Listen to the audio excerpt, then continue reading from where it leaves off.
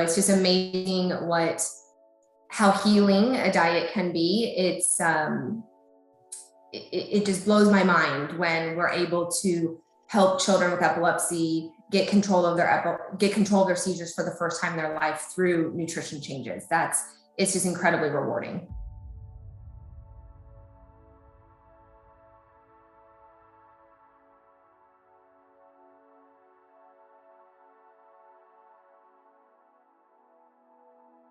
At the Medical University of South Carolina, we have the availability to do all forms of keto therapy: classic, modified, Atkins, low glycemic.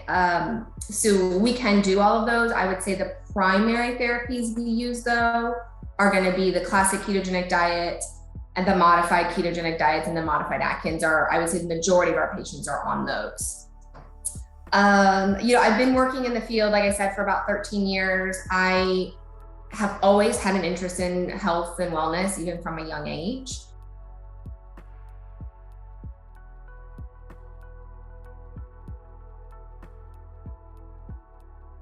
Actually, this is a really common question in the clinical world. And I say, you can make this as expensive as you want it to be. You can go out and buy keto bread and keto crackers and keto cookies and keto everything. It's out there, you can buy it, it's crazy expensive. And that's fine for some of my families, and they thrive on that. But at the end of the day, I really try and promote a very whole food, normal food diet. So lean meats, eggs, cheese, berries, vegetables, so nothing fancy.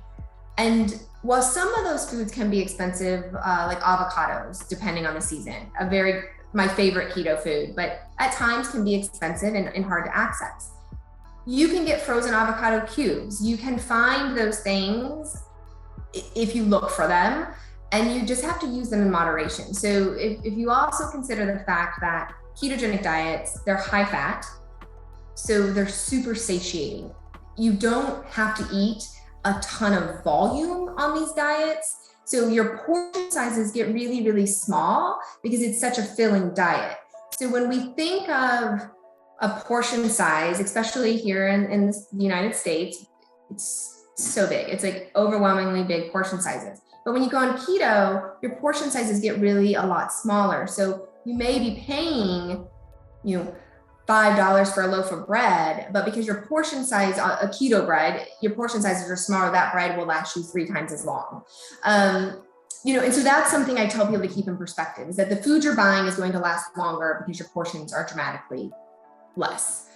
But eggs are relatively inexpensive here in the States. Olive oil, I want people to get good quality olive oil, but at the end of the day, if that doesn't fit their budget, the end goal here is to get in ketosis and get the seizure control as cleanly as we can. And cleanly as we can will differ between families.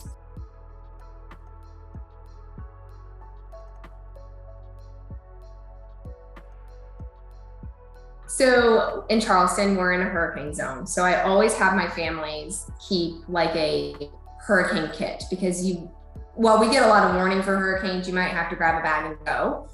So typically what I'll tell families in their hurricane kits is they need olive oil because it's shelf stable and it's a great fat source.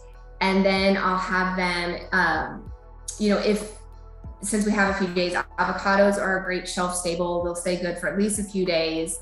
If you have avocados and olive oil, you can pretty much make anything else work. So if you're traveling, you can get some lean meats pretty much anywhere. Even if you have to do fast food, you can go to Chick-fil-A, big fan favorite here in the States. You can get naked nuggets that are not breaded. You have your olive oil, you can make it work. So I would say, because the fat aspect is the most important aspect of this diet. It's not, the protein is neutral, the carbohydrates are restricted. If you don't have the fat, you cannot do this. So keeping the fat sources around is key. Nuts and seeds are another great one. They're shelf stable, they last forever, they're high in fat, specifically macadamia nut, or nut butters is another one that you can make that work for a lot of different plans. Other than that, coconut oil, canned coconut milk is also another shelf-stable one that stays for a long time. And again, you can take those staples and you can pair it with some vegetables and a lean meat and you can make it work.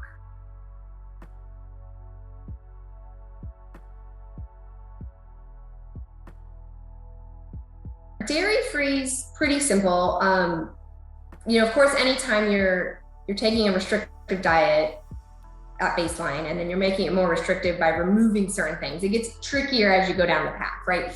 But dairy-free, you don't have to drink heavy cream on this diet. You can, just focus on olive oil, avocados, coconut cream, coconut oil as your fat sources. So you don't have to have heavy cream. You don't have to have butter.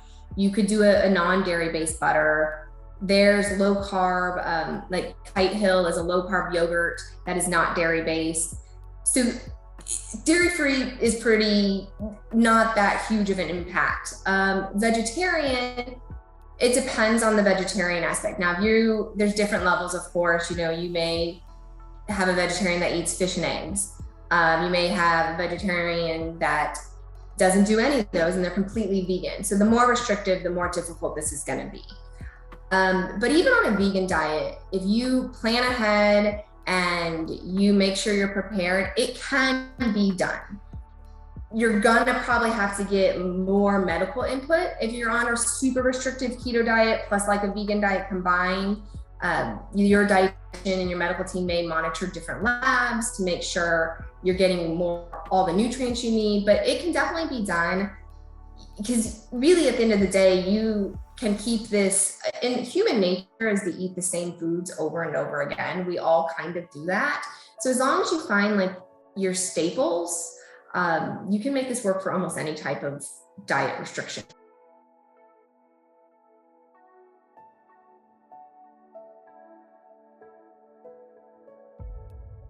All day long, I talk about stooling. I'm like a stooling expert, I feel like. So constipation is probably the number one side effect I see. Now, I primarily work in pediatrics, but I also hear this complaint from our adult counterparts. And the reality is this is a high-fat diet, so it slows down your entire GI system. So it makes sense that you're probably going to have some constipation problems, at least initially. And the best way to combat the constipation is making sure you're drinking enough water. More water than you probably were drinking before keto. The second suggestion I always give patients is try and eat an avocado every day. Avocados, like I mentioned before, are my favorite keto food. It's a natural laxative, so it helps you stool among all the great nutrients it has, and it's keto friendly. So those two suggestions alone generally can get people stooling regularly. But if not, probiotic therapy can help, making sure you're getting enough exercise if that's possible for the person. And then at the end of the day, of all of the nutrition recommendations, we do have to use, some type of medication sometimes if everything else has failed.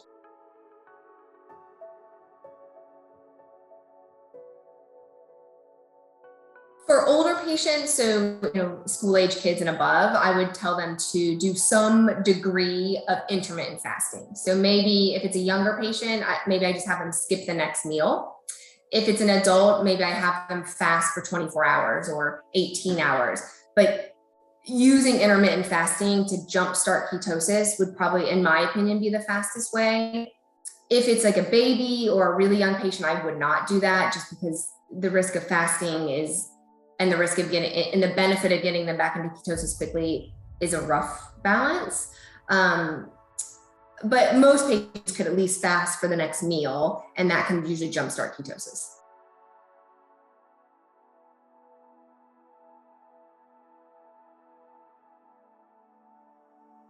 Almost all my patients are on a multivitamin and some degree of calcium and vitamin D. Now, I am a big supporter of getting calcium through like nut-based milk, so almond milk or coconut milk. But if they don't like that or it's not available, then we can do a calcium supplement as well. But almost everybody's on a multi and a calcium with vitamin D, or just a multivitamin, almond milk, and a vitamin D. Outside of that, so those are what I call my go-tos. Outside of that, it does get very individualized. I have patients who probiotics or fish oils if they're having elevated triglycerides, or maybe they don't eat a lot of fish in their diet. You can do choline supplements for digestive benefit. Some patients may need to be on sodium bicarb or like some type of salts, light salt substitute to keep those electrolytes in balance, but that's all based off of labs and tolerance. Carnitine's another one that we use often based off of lab work, but definitely everybody multivitamin, calcium, vitamin D for sure.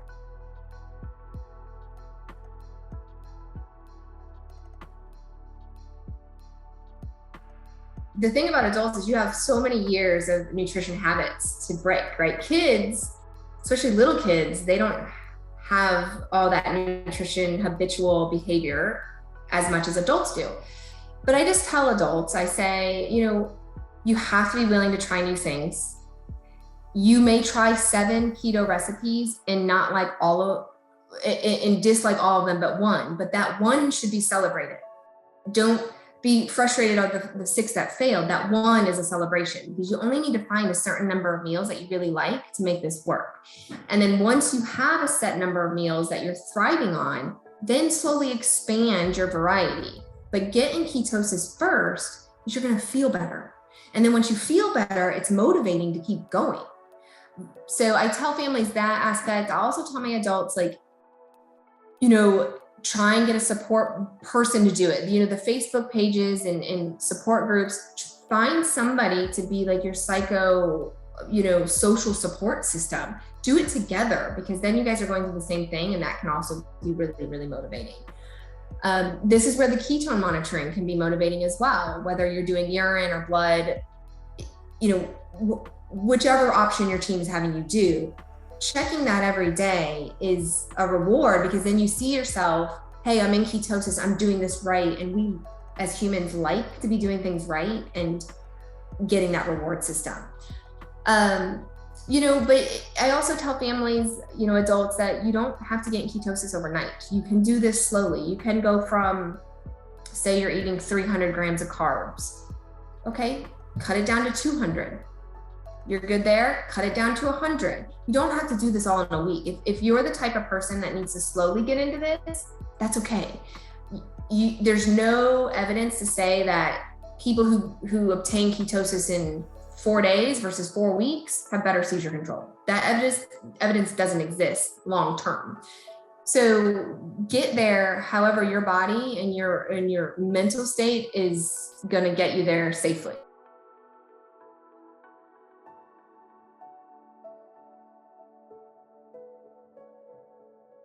I think the first thing to do is you've got to do your homework. You got to do your research. So, using the Modified Atkins for Seizures website, Matthew's Friends, Charlie Foundation, know what you're getting into. So really look at what this diet entails before you jump in, because I will never tell a patient that it's easy, because it's not.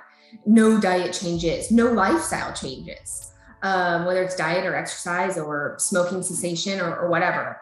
So really do your homework. Once you've done your homework and you want to move forward, try and find a knowledgeable keto team and tell your family what you're doing and why you're doing it. And ask them, I need a support network. This is what I need from you as my family or my friends or, whoever your people are. Get that support network developed before you start, and specifically tell them what you need from them.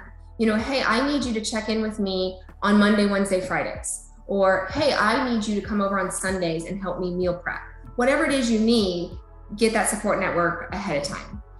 And, then you can also, of course, use like the Facebook and the social media support to find recipes and bounce ideas off of each other. Those are great too, but you really need someone present. I would just say, good luck for anybody who wants to try keto therapy. It's awesome. It can do amazing things. If you're on the diet, awesome work. You're seriously like a superhero. And more people need to share their stories about their keto journey so that other people can learn, I can do this too. While it's hard, it's doable. right? And we always think that we never know how strong we are until we try something that's hard. So, we can surprise ourselves. And so new patients looking at keto, they'll surprise themselves. They can rock it.